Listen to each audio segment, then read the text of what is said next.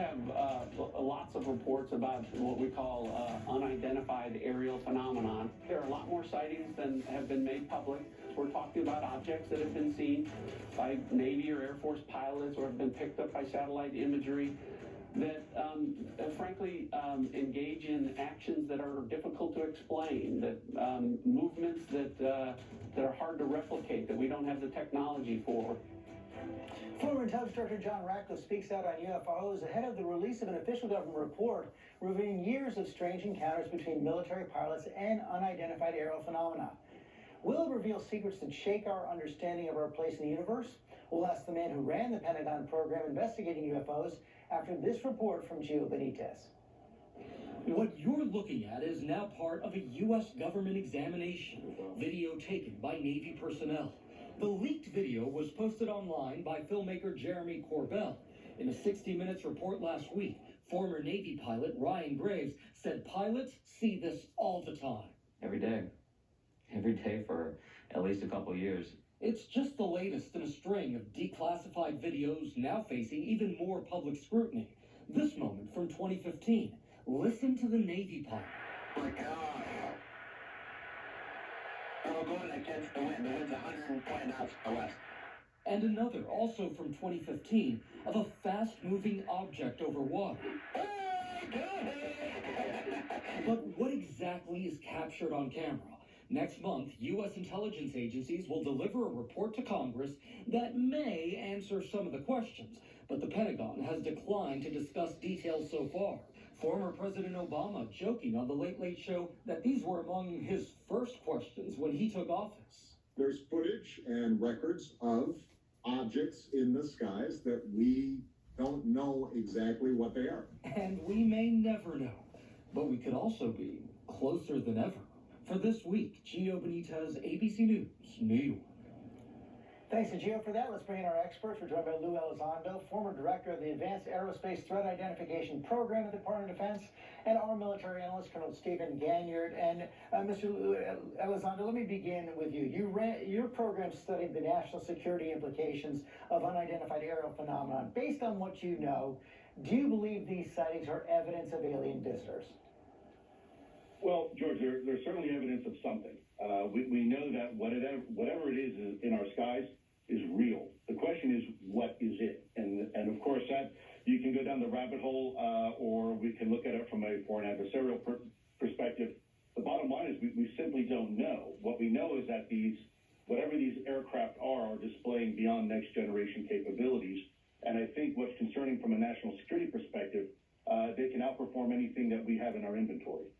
But what do you say to those skeptics like Mick West, who've posted YouTube videos that they say demonstrate more mundane explanations, things like balloons, drones, even the blinking lights of a 737?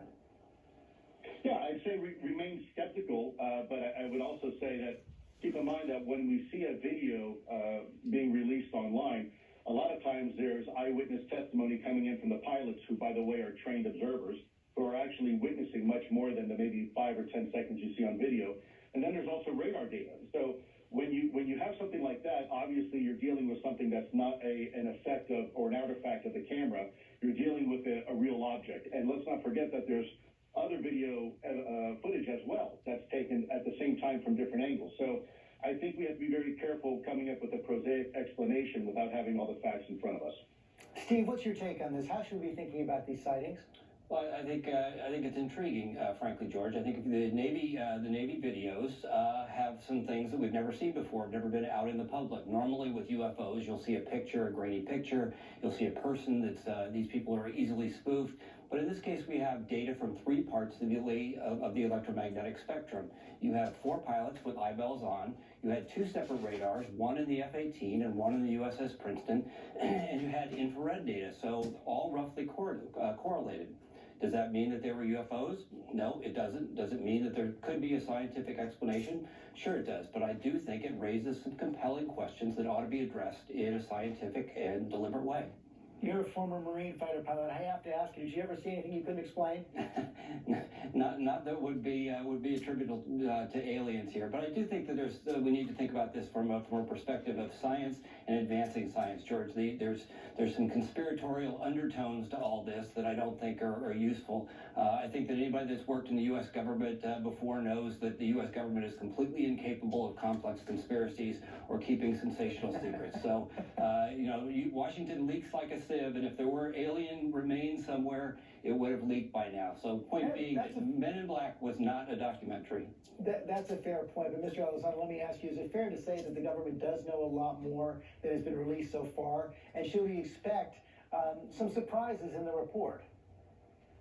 Yeah, George, that's a great question. Whether or not we know more, I think what's fair to say is that we have a lot more data. We have a lot more information, and what we need is a robust, enduring capability to collect and analyze that data over time. And then hopefully then we can start drawing some conclusions of what these things are.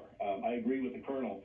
He's absolutely right. We need to have a very fair-minded, I think a very purposeful, deliberate, scientific approach to this. And I think it needs to be a whole-of-government approach. I don't think it needs to necessarily be a Department of Defense or intelligence community only type study. I think we need to include folks like Department of Energy and FAA and DHS, academia, and the scientific community.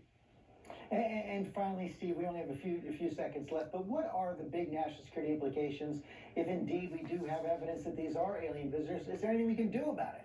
Well, we'll see, George. The U.S. military has its hands full with China and Russia and North Korea and Iran, and if the Congress wants to add the aliens to the threat list, then they have the ability to write the checks and write the statutes to make that happen. So we'll see how serious Congress is once the report is released. Report is coming soon. Thanks very much for your insight. Thanks to both.